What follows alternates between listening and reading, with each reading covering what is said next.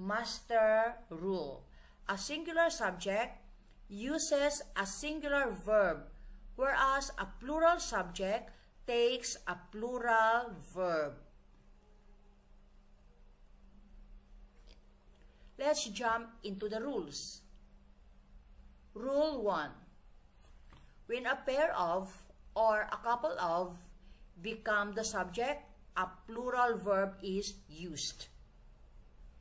Examples: A pair of shoes are in the room. B, a couple of people have come. Rule 2. When the number of is used as the subject, a singular verb is used.